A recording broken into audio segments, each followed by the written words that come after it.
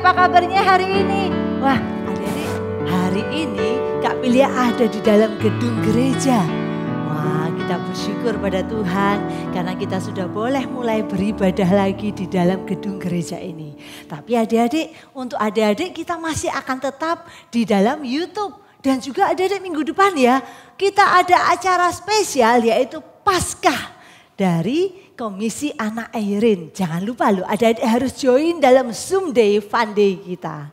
Nah, Kak Bila mau ajak kita untuk bersyukur pada Tuhan. Kita nyanyikan sebuah lagu, Thank You Lord, Thank You Lord.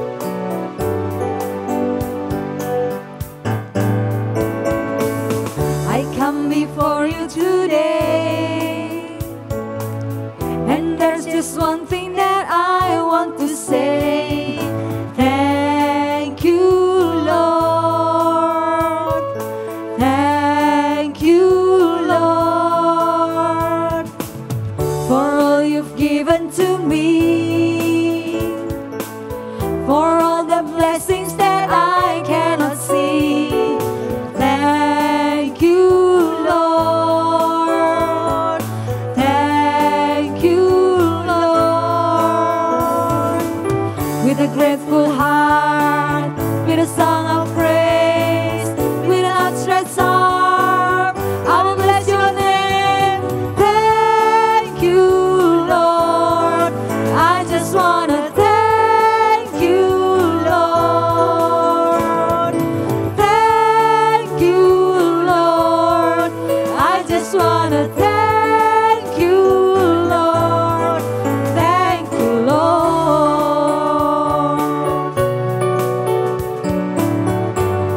For all you've done in my life. For all you've done in my life. You took my darkness and gave me your light. Thank you, Lord. Thank you, Lord. You took my sin and my shame. You took my sin and my shame. You took my sickness and healed all my pain. Thank you, Say it, thank you, Lord. Thank you, Lord. With a grateful heart, with a song of praise, with an outstretched arm, I will bless your name. Thank you, Lord. I just wanna thank you, Lord. Thank you, Lord. I just wanna thank you, Lord. Thank you, Lord.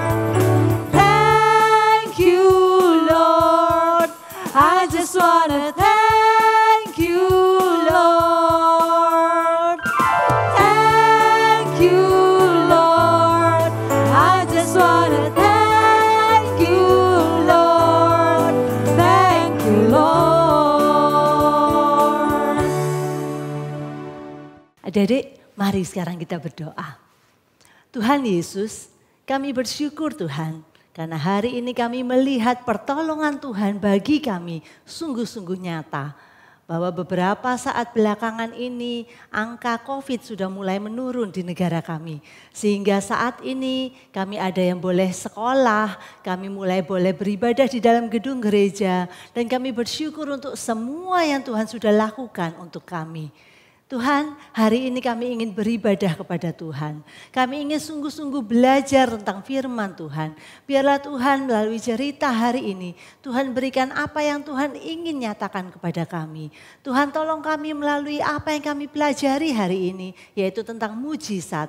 Supaya Tuhan berbicara lebih sungguh kepada kami tentang apa yang Tuhan ingin kami ketahui. Tuhan Yesus, biarlah kiranya ibadah kami hari ini boleh menyenangkan hati Tuhan. Terima kasih Tuhan, dalam nama Tuhan Yesus kami sudah berdoa. Amin. Nah adik-adik, kalau adik-adik masih ingat nih ya, apa tema dari cerita Kak Pilia selama berminggu-minggu ini? Apa? Mujizat, betul sekali. Dan hari ini Kak Pilia pun masih akan bercerita tentang mujizat. Nah sebelum kita masuk ke dalam cerita, Kak Bila mau ajak kita nyanyikan sebuah lagu. Yang lumpuh berjalan, hap, hap, hap. Oke? Ayo sama-sama kita nyanyikan lagu ini dengan semangat. Yang lumpuh berjalan, hap, hap, hap. Yang buta melihat, hip, hip, hip. Yang tuli mendengar, ha, ha, ha. Yesusku hebat, hey, luar biasa, hey, hey. Yesusku hebat, hey, luar biasa, hey, hey. Yang lumpuh berjalan. Yang lumpuh berjalan, hap, hap, hap. Yang buta melihat, hip, hip, hip. Yang tuli mendengar, ha, ha, ha. Yesusku hebat, hey, luar biasa, hey, hey. Yesusku hebat, hey, luar biasa, hey, hey. Yesusku hebat, hey, luar biasa, hey, hey. Wah adik-adik, mungkin semuanya ini pada lagi berpikir nih. Kak, sebenarnya buat apa sih kita belajar tentang mujizat? Kan kita ini bukan orang yang lumpuh. Atau kita ini bukan orang yang sakit sampai hampir mati. Atau orang yang sampai kekurangan makanan, orang yang gak punya makanan. Enggak loh Kak. Tapi buat apa kita belajar tentang mujizat? Adik-adik, melalui setiap mujizat yang Tuhan Yesus lakukan, Tuhan Yesus tuh ingin supaya kita boleh belajar tentang sesuatu. Misalnya nih, ingat nggak beberapa minggu lalu Kak Bila cerita tentang mujizat Yesus menyembuhkan orang yang sakit lumpuh di tepi kolam Bethesda. Ingat kan? Nah, melalui mujizat itu Tuhan ingin kita menyadari bahwa kita pun seperti orang lumpuh itu tidak berdaya. Kita tidak bisa menyelamatkan hidup kita sendiri. Sampai akhirnya Yesus datang untuk menyembuhkan orang lumpuh itu. Yesus datang untuk menyelamatkan hidup kita. Nah kemudian waktu kita dengar cerita tentang Yesus menyembuhkan anak pegawai istana yang sakit dan hampir mati. Ingat gak? Nah waktu itu kita belajar bahwa firman Allah itulah mujizat terbesar bagi kita. Nah adik-adik, hari ini kita juga mau belajar tentang satu mujizat yang Yesus lakukan. Dan melalui mujizat ini kita mau belajar apa sih yang Tuhan mau katakan pada kita. Apa sih yang Tuhan mau kita pelajari. Nah mujizat ini ditulis di dalam Yohanes pasal yang ke-9 ayat yang ke-1 sampai yang ke-41. Wah, adik-adik bisa mengikuti ceritanya melalui gambar yang nanti akan Kak Bila pasangkan. Oke, kita mulai ya. Yohanes 9 ayat 1 sampai 41. Adik-adik, ada seorang pengemis dan dia tidak bisa melihat atau buta matanya sejak lahir. Suatu hari dia mendengar bahwa Tuhan Yesus datang ke kotanya. Adik-adik, Tuhan Yesus dan para muridnya itu melihat dan mereka mendatangi pengemis yang buta itu. Tapi para murid Tuhan Yesus itu malah bertanya begini nih sama Tuhan Yesus. Tuhan, apakah orang ini buta karena dosa orang tuanya atau dosanya dia sendiri? Tapi adik-adik, Tuhan Yesus itu menjawab bahwa ada rencana Allah yang mau dilakukan kepadanya. Lalu kemudian apa yang dilakukan Tuhan Yesus? Tuhan Yesus meludah ke tanah dan kemudian Yesus mengoleskan tanah ke mata si orang buta itu. Kemudian Tuhan Yesus menyuruh orang buta itu untuk mencuci badannya di kolam Siloam. Adik-adik, maka orang buta itu pun dia menurut dan dia pergi ke kolam Siloam dengan dituntun oleh temannya. Dan ajaibnya, setelah mencuci badannya, tiba-tiba matanya bisa melihat. Wah adik-adik, dia sangat gembira, dia ceritakan kepada tetangga-tetangganya, kepada setiap orang yang dia temui. Bahwa Tuhan Yesus sudah menyembuhkan aku.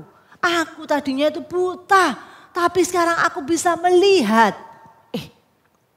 Kemudian orang pengemis ini yang tadinya buta tapi sekarang sudah bisa melihat itu, dia juga berkata kepada orang-orang Farisi waktu dia ketemu mereka tuh. Dia bilang bahwa Yesus adalah penyembuh dan Tuhan. Tapi adik-adik, orang Farisi itu tidak percaya dan malah mereka mengusir pengemis itu keluar dari bait Allah.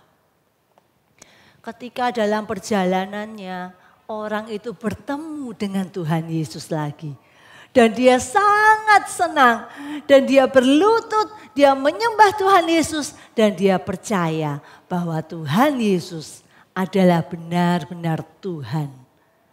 Wah, adik-adik, kalau kita lihat nih apa yang terjadi di dalam cerita mujizat hari ini. Nah, yang menjadi fokus kita adalah apakah tujuan mujizat ini? Apakah tujuannya ini hanya untuk membuat seseorang yang tidak melihat atau seseorang yang buta kemudian bisa menjadi melihat lagi?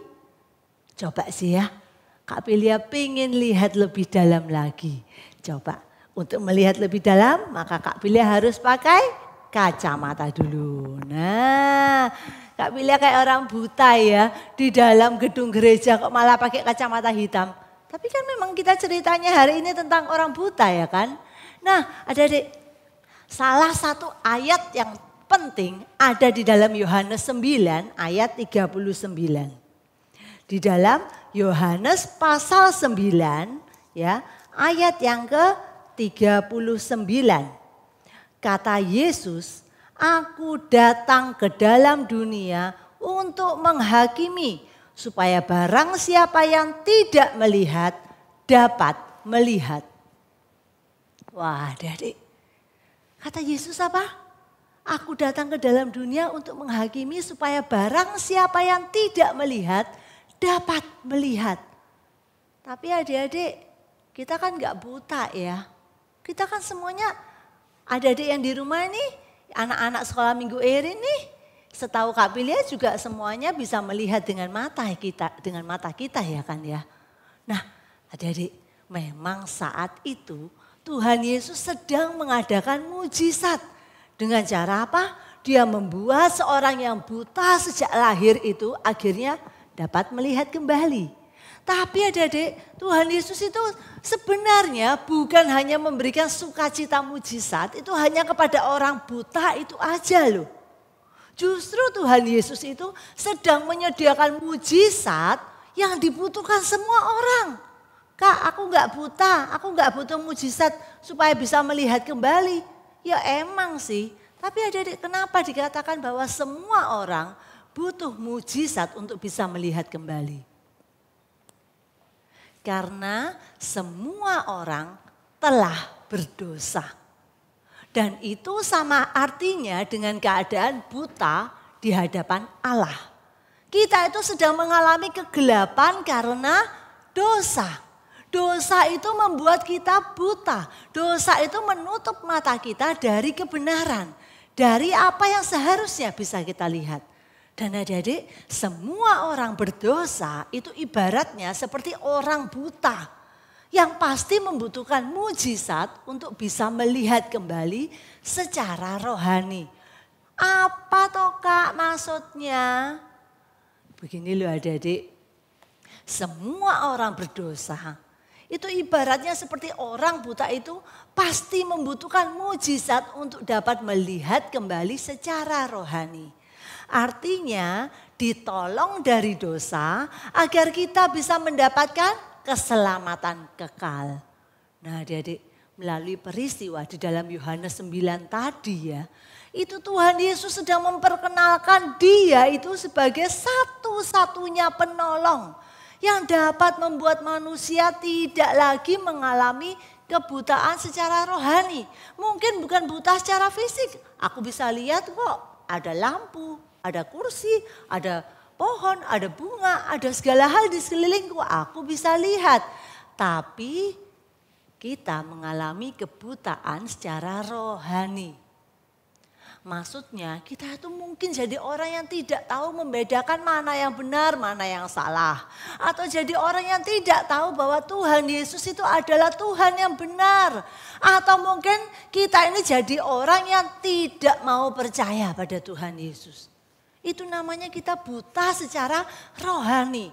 Dan ada orang yang buta secara rohani itu tidak bisa melihat Tuhan Yesus sebagai satu-satunya juru selamat yang akan membawa kita ke dalam hidup kekal di surga. Nah, jadi saat kita bisa melihat Tuhan Yesus sebagai satu-satunya Allah yang benar, yang akan menyelamatkan hidup kita, maka saat itulah mata kita sudah tidak lagi buta secara rohani. Nah, jadi kalau seseorang sudah diselamatkan dalam Tuhan Yesus nih, meskipun dia buta secara fisik, meskipun dia benar-benar tidak dapat melihat, tapi dia pasti akan tetap bersuka cita karena dia sudah memperoleh mujizat yang sejati. Ada seorang yang bernama Fanny Crosby. Adik mungkin pernah dengar nih, Fanny Crosby. Wah, kalau dari namanya biasanya ini orang-orang Amerika ya. Iya adik, dia adalah orang Amerika yang hidup kira-kira pada tahun 1890-an. Nah, Fanny Crosby ini adalah seorang pencipta lagu rohani, lagu-lagu himne rohani yang sangat mendunia dan menjadi berkat bagi banyak orang di seluruh dunia. Jadi ada salah satu lagu ciptaan Fanny Crosby yang judulnya adalah Blessed Assurance. Diterjemahkan dalam bahasa Indonesia sebagai ku berbahagia, yakin teguh. Adik, Fanny Crosby dia tetap bersyukur atas apa yang terjadi pada dirinya. Meskipun penderitaan yang dia alami itu, kebutaannya itu gara-gara keteledoran, kecerobohan seorang dokter pada masa kecilnya dia waktu dia masih anak-anak yang memberi obat mata yang salah pada sakit matanya waktu itu. Gara-gara obat yang salah itu Fanny Crosby mengalami buta seumur hidupnya. Adik-adik, tapi Fanny Crosby dia menganggap hal itu sebagai suatu anugerah Tuhan. Dia menganggap kebutaannya itu, keadaannya tidak bisa melihat, itu adalah anugerah Tuhan. Wah, aneh ya adik-adik ya, menjadi orang cacat kok anugerah. Tapi kenyataannya Fanny merasa bahwa saat keadaan dia buta itu, saat itulah dia merasakan anugerah Tuhan yang luar biasa dalam hidupnya. Meskipun dia harus buta seumur hidupnya, Fanny Crosby tetap menjadi seorang yang terus berterima kasih. Dia bahkan pernah bilang begini, saya bersyukur karena saya buta. Karena saya akhirnya bisa melihat kebaikan Tuhan. Karena saya bisa menulis puisi-puisi dan lagu-lagu untuk memuji Tuhan. Dalam kebutaanku aku berbahagia karena hatiku sudah melihat Tuhan Yesus. Nanti di surga mataku akan sembuh dan bisa melihat. Dan aku mau bahwa yang pertama aku lihat itu adalah Tuhan Yesusku. Wow adik-adik, itu adalah mujizat sejati. Dari buta menjadi melihat. Adik-adik, hari ini Kak Bila mau ajak kita belajar dari Fanny Crosby. Sebagai seorang yang sudah mengalami mujizat sejati. Karena kita adalah orang-orang berdosa. Tapi Tuhan Yesus, dia sudah menjadi juru selamat kita. Kita akan dengarkan sebuah lagu, Blessed Assurance.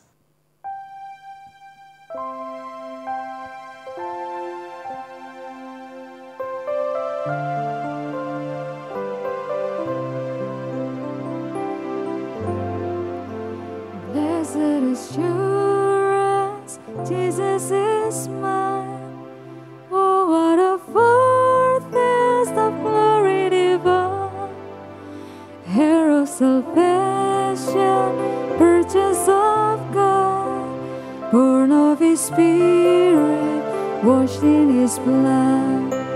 This is my story, this is my song. Praise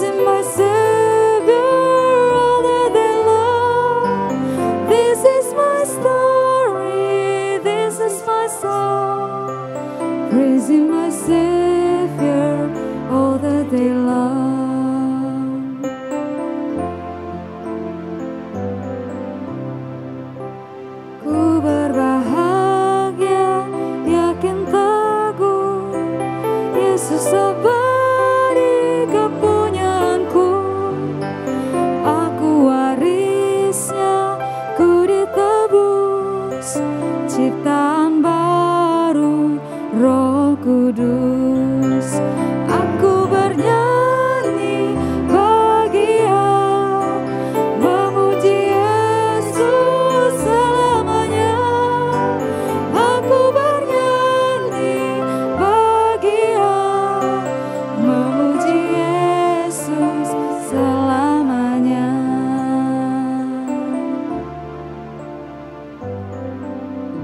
Adik-adik, kita bukan lagi orang buta karena dosa. Tapi kita sudah melihat terang, yaitu Tuhan Yesus, Sang Penebus dosa kita. Nah, adik-adik, sebagai orang yang sudah mengalami mujizat rohani, maka ayo kita hidup memuliakan Tuhan. Jangan lagi hidup seperti orang buta yang masih tinggal dalam kegelapan. Contohnya apa? Oh, aku gak mau percaya Yesus. Oh, aku masih melakukan hal-hal yang aku tahu bahwa itu dosa, tapi sengaja aku lakukan. Oh, aku tidak mau rajin beribadah, aku gak mau ikut sekolah minggu, gak mau baca firman, gak mau doa. Nah, itulah perbuatan kegelapan yang seharusnya tidak lagi boleh kita lakukan saat kita sudah berubah dari buta menjadi melihat.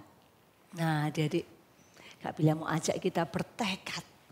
Tuhan Yesus, aku tidak mau lagi berbuat dosa.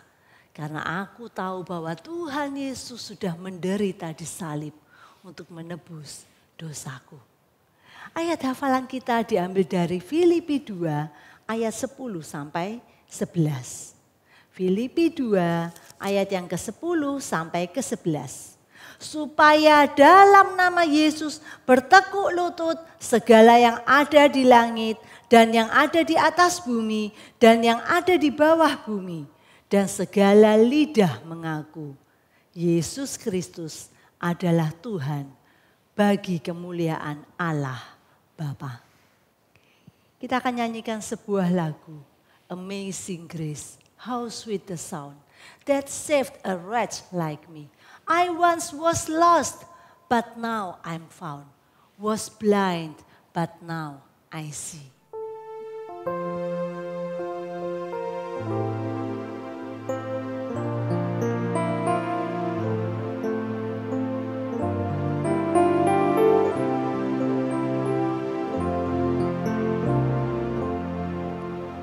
Amazing grace, how sweet the sound that saved a wretch like me. I once was lost, but now I'm found. Was blind, but now I see.